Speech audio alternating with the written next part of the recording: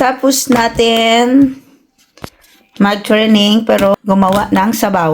So marami tayo nito guys. Alam mo guys, pag nagsisale yan, pag 10 crowns, pag mga akong binibili niyan, kasi ay marami tong protein na mackerel.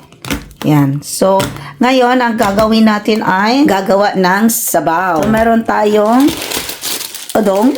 Ito mas maganda. Ito ang gusto ko kasi hindi siya nakakataba sa tiyan. Ito.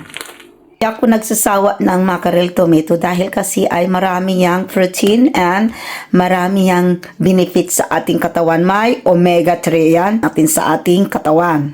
Ganyan ang klaseng mackerel. Supa. Ito yung ating kahapon na wild onion. So, gagamitin natin yan sa ating top mamaya ng ating sabaw. At nilagay ko sa aldre blelaya din. Too much. Masarap ang mackerel, guys. Hindi ako nagsasawa ng mackerel araw-araw kahit isda. Marami yan protein sa ating katawan.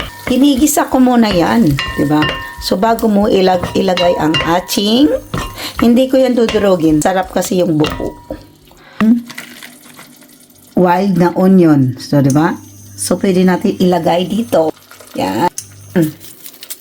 Ang wild onion yan, na hinarvest natin kahapon. Tayo ng water.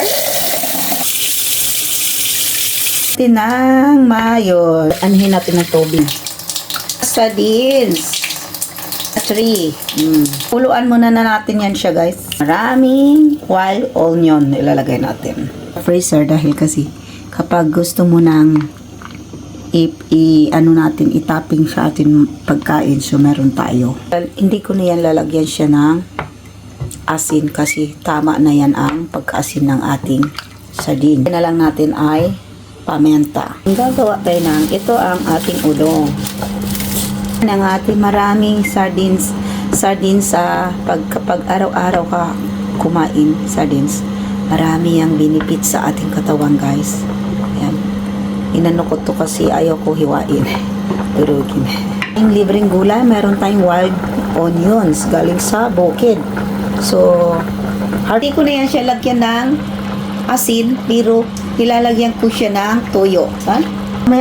Mamaya natin ilagay kasi madali siyang lalata yan siya. So, mamaya pag tapos niyan, so ilagay na natin. Ko yan ginagamit, guys. Tinatabasura ko niya kumain. And then, para meron tayo no extra noodles. Yan ang ating soup na ating sabaw. Yan ang ating sabaw na sardines, mackerel